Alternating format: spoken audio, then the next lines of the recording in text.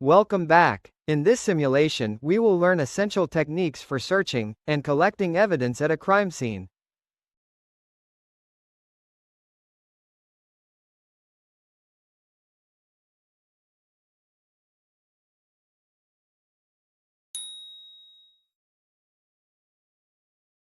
Equip yourself with disposable gloves, masks, coveralls, and slippers to minimize contamination.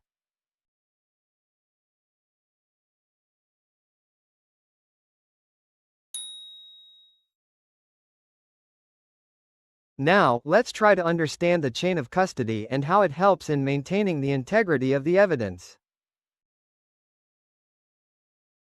There must be a written record of all of the people who have had possession of an item of evidence, beginning at the time of the collection.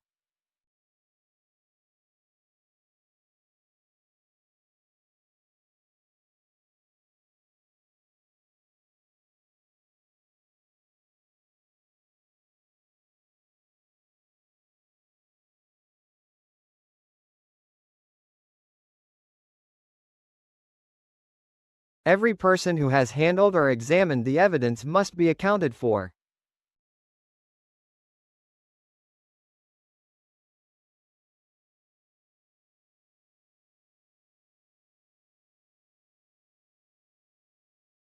Chain of custody should include 1.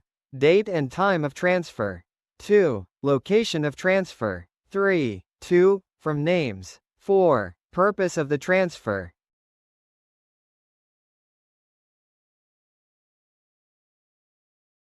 Take a second to consider the types of evidence one might encounter at an investigation site.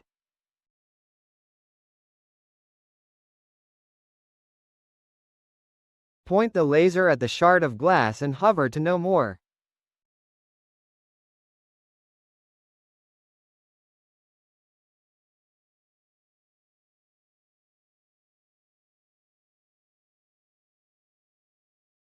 You can also consult these guidelines for a quick reference on the different aspects to keep in mind regarding the types of evidence, as well as their collection and packaging.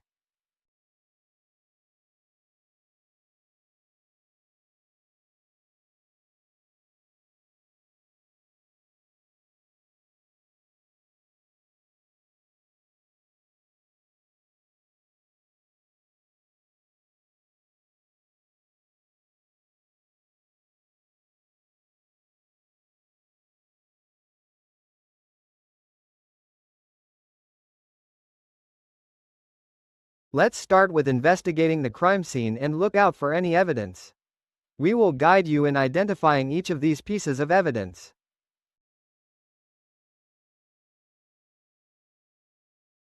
Let's begin with the shattered glass near the bakery entrance as it could have the most apparent evidence available.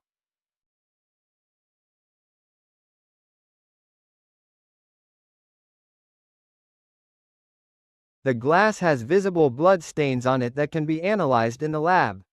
Grab and snap the shattered glass into the evidence bag.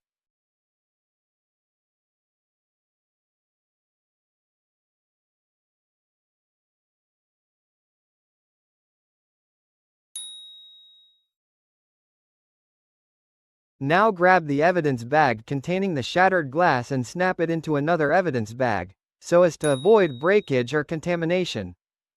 Move towards the target zone to identify the second piece of evidence. Here's a wallet lying innocently enough in this corner. Grab and snap the wallet into the evidence bag for further lab analysis.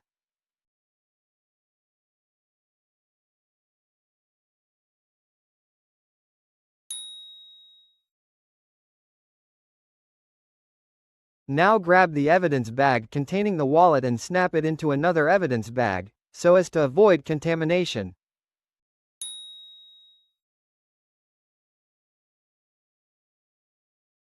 Move towards the target zone to identify the third piece of evidence. Now this looks like a black piece of cloth that might have gotten here due to the ruckus. It could belong to a mask from one of the assailants. Grab and snap into the evidence bag for confirming our suspicions through lab investigation.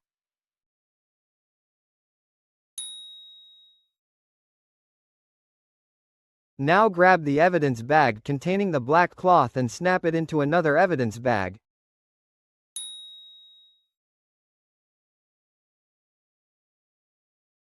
Move towards the target zone to identify the fourth piece of evidence. We have found a broken phone concealed behind a potted plant. Grab and snap into the evidence bag.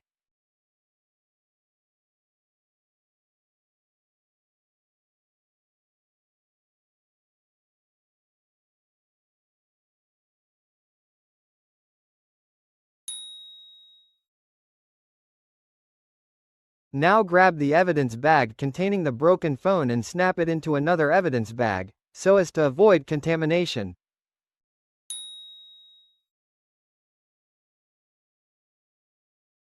The collected evidence will now be submitted for analysis to the lab investigation department to enhance the process and obtain the required information.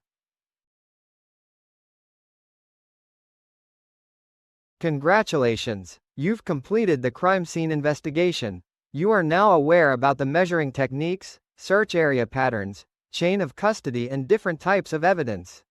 Remember these techniques and procedures when facing real crime scenes.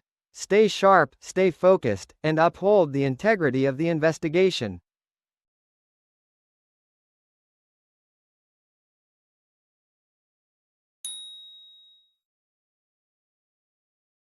This has been an example of forensics fieldwork simulation. Feel free to go through the experience again or go back to the homepage and try a different experience.